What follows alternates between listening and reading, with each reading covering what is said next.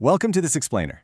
Today, we're unpacking a truly profound piece of ancient spiritual guidance, and we're going to see exactly how it can help us navigate the overwhelming pressure, that endless hustle, and the deep burnout of our modern lives.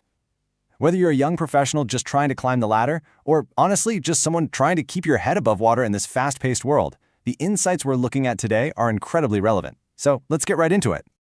Okay, I want you to pause for just a second. Seriously, take a breath. What invisible weight are you carrying today? Think about that heavy, invisible backpack of stress, career anxieties, unread messages, and looming deadlines that you lug around every single day. We all have one, right?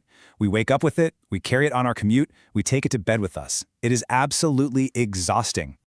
To find an anchor amidst all of that noise, we're looking directly at today's Hukamnama. This is a reading from the Sri Guru Granth Sahib Ji, specifically from page 742. Now, a Hukamnama is essentially a divine command that provides spiritual guidance for the day. But what we're really going to find as we go through this is that this ancient text offers a beautiful, immediate sanctuary of peace for anyone who is just feeling totally overwhelmed by modern life. Section 1. Forgiving your shortcomings. Releasing the burden of perfectionism. We literally put this incredibly heavy burden on ourselves to be absolutely perfect, don't we? Both at work and in our personal lives. We live in a culture that just demands flawless execution. But this text from the fifth Mehl offers this amazing, unconditional grace. Just listen to those words. God covers the many shortcomings. Notice it doesn't say you won't have them. It doesn't say you need to be this flawless, ultra-productive machine. It's a hugely comforting reminder that we're accepted through divine mercy, even when we inevitably stumble. It's honestly fascinating how this ancient concept of spiritual shortcomings maps so perfectly to our very modern experiences. Think about our exhausting everyday obsession with imposter syndrome. Or think about lying awake at 2 a.m. agonizing over a tiny typo in an email, or maybe a slightly awkward comment you made in a Zoom meeting. The text is telling us that these shortcomings, they're already covered. You don't have to carry the agonizing weight of having to be perfect all the time. Section 2. Escaping the dream. Breaking the illusion of the hustle. Okay, so once we actually let go of that need for perfection, the text provides a massive paradigm shift about the relentless environment around us. It speaks of being liberated, rescued from what it calls the noose of the world. And then it adds a phrase that kind of changes everything, which is just a dream. Think about how seriously we take our daily grind, only for this ancient wisdom to gently tap us on the shoulder and remind us that ultimately, it's an illusion. You know, the world's noose isn't some literal trap.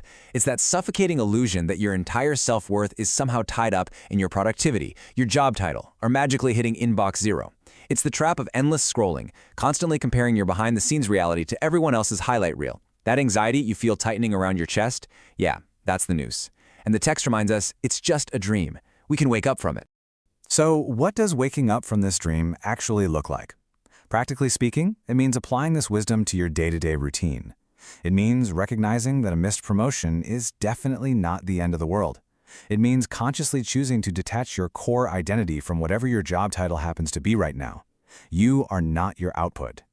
By internalizing this, you can really start finding genuine inner peace outside that exhausting rat race. Value yourself for who you are, not just endlessly stressing over what you do. Section 3. Healing through the Naam. Clearing mountains of stress. But how exactly do we clear out those heavy, built-up anxieties of our past mistakes and current pressures? Well, it is incredibly comforting to read this specific line. Even huge mountains are removed in an instant. What feels like a totally insurmountable career crisis to you today, or maybe a massive mountain of past failures, can be dissolved in an absolute instant through divine grace. You don't have to grab a pickaxe and chip away at that mountain all by yourself. And here we get the exact mechanism for removing those terrible daily calamities and deep-seated sorrows. The solution offered here isn't to just work harder, or schedule more meetings, or try to aggressively optimize your calendar. The solution is meditating on the Naam. So let's define that really quick so we can apply it today. Meditating on the Naam is this profound, anchoring spiritual practice. It's deeply rooted in divine remembrance. When your mind is just racing with anxiety about the future, turning to the Naam pulls you directly out of those spiraling thoughts. It grounds you right in the present moment and reconnects you to the divine, reminding you of a reality that is so much larger than your immediate day-to-day problems. Picture this. You're sitting in your car, feeling completely overwhelmed. dreading walking into the office for a terrifying meeting. You can utilize this ancient wisdom right then and there. Step 1, just take a quiet moment to pause the panic. Step 2, breathe and consciously center on the divine, handing over your burdens.